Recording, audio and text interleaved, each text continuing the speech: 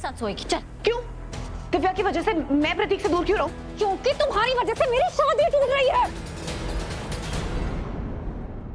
प्रतीक, ये मुझे इतना कुछ कह रही है और आप चुपचाप खड़े खड़े सुन रहे हैं। आप बताइए इन्हें कि आप मुझसे कितना प्यार करते हैं और आप किसके साथ रहना चाहते हैं। इसमें बताना क्या है? ऑफ कोर्स मैं उसकी पत्नी हूँ, मेरे साथ ही रहना चाहता है। नहीं दिव्या, मुझे तुम्हारे साथ नहीं रहना। तुम एक बात समझ क्यों नहीं आती कि मैं तुमसे प्यार भी नहीं करता हूँ।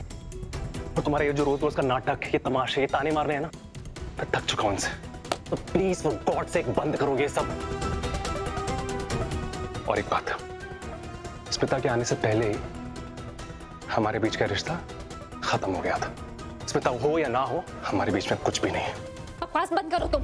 तुमने मुझे कोई फ्रेंडशिप बैंड नहीं माना था कि कट्टी हो गई तो सब खत्म। मैं तुम्हारी वाइफ हूँ और तुम मुझसे इतनी आसानी से छुटकारा नहीं पा सकते। हमारा रिश्ता, हमारा प्यार, हमारी शादी हमेशा के लिए, समझे तुम? नहीं प्रतीक मेरा है, समझे? अरे प्रतीक बोलो। शांत हो जाइए आप लोग। बहुत तमाशा हो गया, बहुत रात हो चुकी है और कल सुबह जन्माष्टमी की पूजा करनी है। बहुत सारे काम है, प्लीज सब अपने अपने कमरे में जाके सो जाइए। बिल्कुल नहीं रीत, मैं अपना प्रसाद लिए बिना नहीं जाऊंगी। और ये मुझसे एक मिनट, शांत हो जाइए। स्मिता, मैं तुझसे आखिरी बार पूछ रही हूँ, दिव्या भाभी को उनका प्रसाद वापस देगी या नहीं? नहीं। ठीक है, तो अपना सामान बांध, मैं तुझे घर वापस छोड़ के आ रही हूँ। भाभी आप ये क्या? प्रतीक भैया, आप इस मामले में मत पड़िए।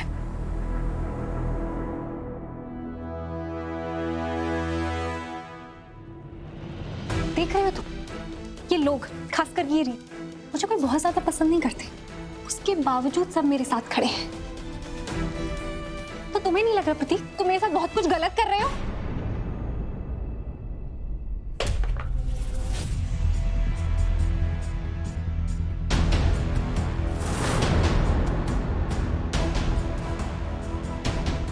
ये क्या किया तुमने?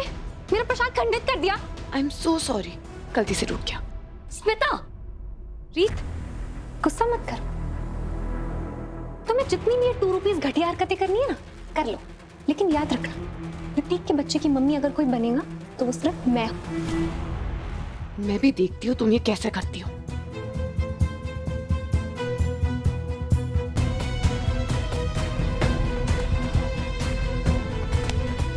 जोड़ लो ये प्रसाद और अपना रिश्ता भी प्रतीक के साथ। ये रीत, एक मिनट, शांत हो जाइए। अभी बात बढ़ा के कोई फायदा नहीं। मैं स्मिता से अकेले में बात कराऊंगी, पक्का।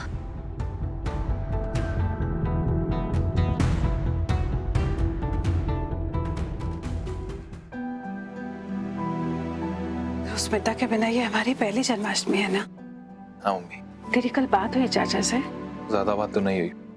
एक्चुअली अभी भी गुस्सा है मुझसे कि मैंने स्मिता से राखी क्यों बंधवाई। कोई बात नहीं, तूने बहुत अच्छा किया। सच कहूँ मम्मी तो हमारी स्मिता बहुत हिम्मत वाली है। उसने प्रतीक से शादी की। ये सही है या गलत मुझे नहीं पता। जब मैं स्मिता से मिला ना तो मुझे लगा कि मैं कितना बड़ा बेवकूफ था। क्यों बेटा? आपको याद है एक वक्त था जब मैं भी उन्नति के प्यार में ऐसे ही पागल था। उसके लिए कुछ भी करने को तैयार था। सब ठीक हो जाएगा बेटा।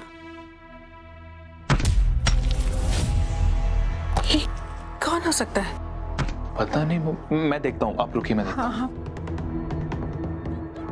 क्या हुआ भाभी, ये शोर कैसा है? नहीं सुमन, ध्रुव क्या है देखने। लेकिन आपने उसे बाहर अकेले क्यों जाने दिया? हमें भी साथ चलना चाहिए भाभी। हाँ, तुम ठीक कह रही हो सुमन। चलिए। ध्रुव चौधरी, तुम्हें नहीं लगता तुम मुझसे पीछा छुड़वा लोगे? बाहर निकलो ध्रुव चौधरी, तुम मुझे छोड़ के चल सकते हो। तुम्हें क्या लगता है तुम मुझसे पीछा छुड़वा लोगे, आगे बढ़ जाओगे, लाइफ में मूव ऑन कर जाओगे और मैं बस ऐसी बैठी रह जाऊंगी? ध्रुव चौधरी, तुम्हें बाहर आना पड़ेगा, मेरे सवालों का जवाब देना पड़ेगा। सामना करो, अगर हिम्मत है तो मेरा सामना करो। ध्रुव, कम आउट। ध्रुव, क्या तमाशा लगा रखा है तुमने? पागल हो गई तुम? मैं तमाशा कर रही हूँ, मैं तमाशा कर रही हूँ। ध्रुव, तमाशा तो तुमने किया था मेरे घर आके। छोड़। तुम दोगे डिवोर्स? ध्रुव जाओ, मैं देती हूँ तुम्हें डिवोर्स। उन्नति सूर्यवंशी तुम्हें डिवोर्स देती हूँ। बस करो उन्नति, बहुत हो गया तुम्हारा तमाशा। मैं अभी पुलिस को बुलाता हूँ, रुको तुम। पुलिस को बुलाओगे? जाओ, जिसको बुलाना है बुलाओ। डरती हूँ क्या मैं तुमसे? बाहर में जाओ, गेट लॉस्ट। ध्रुव चौधरी,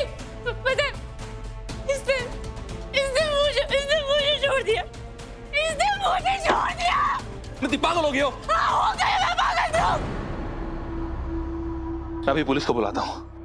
नहीं, तो पागल हो गई, क्या कर रहा है बेटा? वो लड़की है, अपने राघव की बहन है वो।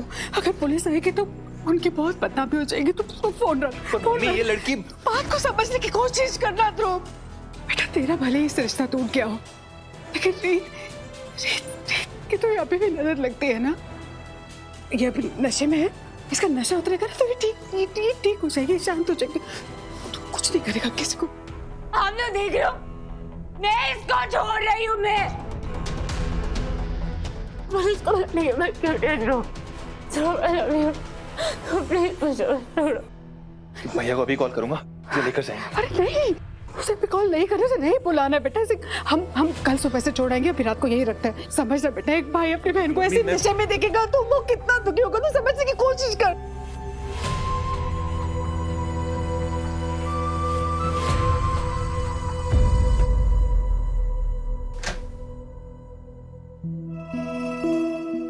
राघव, ये सब क्या है?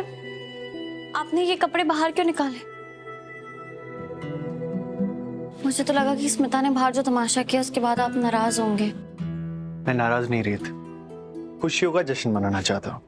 तुम्हें पता है, हम वो प्रॉब्लम्स ठीक नहीं कर सकते जो प्रॉब्लम्स हमारी वजह से हुई नहीं। वो प्रॉब्लम्स वही ठीक कर सकते हैं जिनकी वजह से वो हुई है।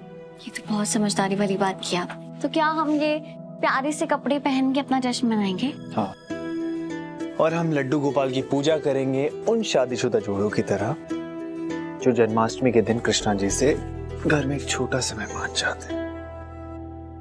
क्या आप वही कह रहे हैं जो मैं समझ रही हूँ? रीत, वक्त आ गया है, हमें अपनी फैमिली के बारे में सोचना चाहिए। वो फैमिली जिसे जोड़े रखने के लिए रोज एक लड़ाई लड़ने की जरूरत नहीं है। वो जो हमारे खून से जुड़ी हो, हमारे प्यार के बंधन से जुड़ी हो। और वैसे भी मुझे वरदान नहीं मिला है ना मेरी फॉरएवर यंग वाइफ की तरह हमेशा जवान रहने का।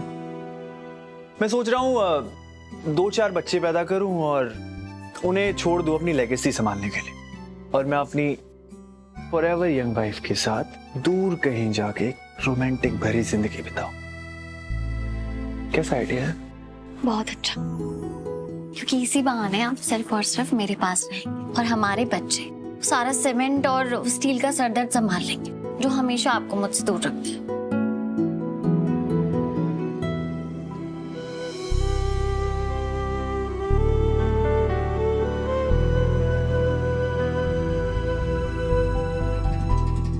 देख ले राघव, जितने सपने देखने हैं देख ले। तेरी विरासत कोई आगे नहीं बढ़ाने वाला, क्योंकि बच्चे के लिए एक पत्नी का साथ होना बहुत जरूरी होता है। और तेरी ये पत्नी जो इस वक्त तेरी बाहों में झूल रही है, जन्माष्टमी के बाद इस घर में तो क्या, वो इस दुनिया में ही नहीं रहेगी।